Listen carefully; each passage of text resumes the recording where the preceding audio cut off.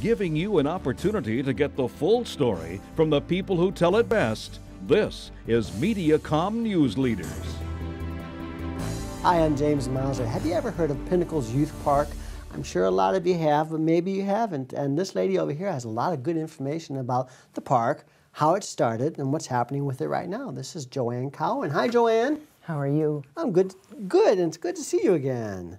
Well, we go way back on Pepper and Friends days. Right. And you were with 4-H Youth for many years. Are you still with? Still with them. You're still with the 4-H group?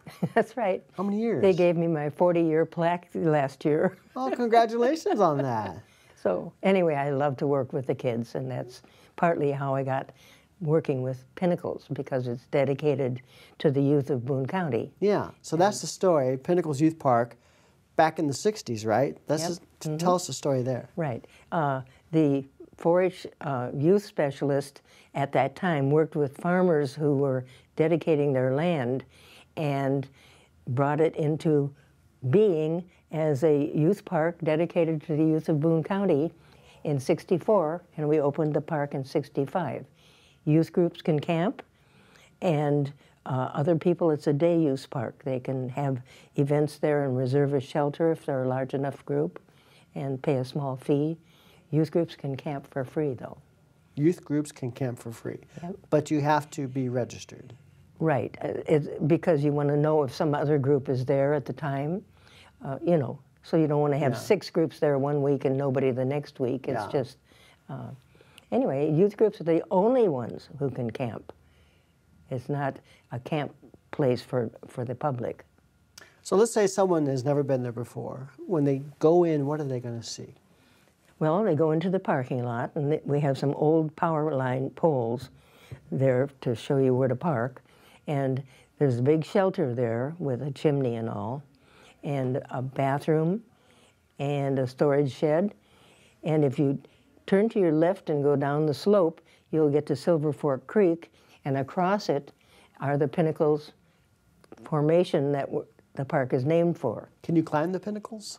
Well, you can't rappel or anything because it's limestone, and that's breakable. Yeah. And so, but you can cross the creek, and there's a trail up behind and on top, and you can get on top, and that's what we did with the eclipse a few years ago. Everybody came in and went right up on the top so they could view the eclipse. I'm sure that was a busy day. Yes, it was. How many acres are we talking about here? We're about 72 acres, but most people just use the front 10 acres where there are 3 shelters and an overhang and things like that where they picnic and walk around. Could you hike beyond those 10 acres? Yes, if you wanted to? Yes, right. It's didn't realize that. But we didn't set up any particular trails that are marked trail because it costs a whole lot more liability insurance if you have a designated trail.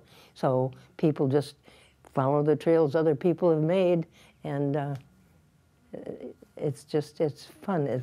There's another creek on the other side of the Pinnacles called, I blank right now. Okay, Silver Fork's on one side and Kelly Creek's on the other side. And it's unusual, they both flow in the same direction. And that's, the stuff is eroded on both sides of the Pinnacles. It's a stronger and harder limestone than what was around it. And so now you've got those large limestone pillars named after the same kind of limestone in Burlington, Iowa. And that's why it's called Burlington limestone. And the old courthouse,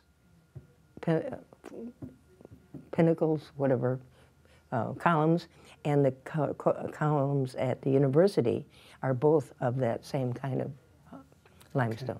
Lots to explore, open all year round. All year round, right. Okay, located on 63 North, right? Right, just past 124, going to Hallsville and Harrisburg. Just past that, on the right, it says Pinnacles Youth Park, and you just turn right and follow it to the gate. You see, it's open from 8 to dark, and okay, and if you want more information, the website is on screen right now. People can go into that, or they can call 445-9792. That takes you to University Extension. That's right. Okay. And then they will notify you that my phone number is 449-7946 to call about information about whether people can come to the park and have their picnic or whatever. Anybody can come in and have a picnic with a couple of people, a family. Right, a day event. But if you want a big event, then you need to sort of find out if other people are there. Okay, Joanne Cowan, Vice President and Communications for Pinnacle Youth Park. Thank you so much. Good talking to you. Come back and see me, okay? Okay.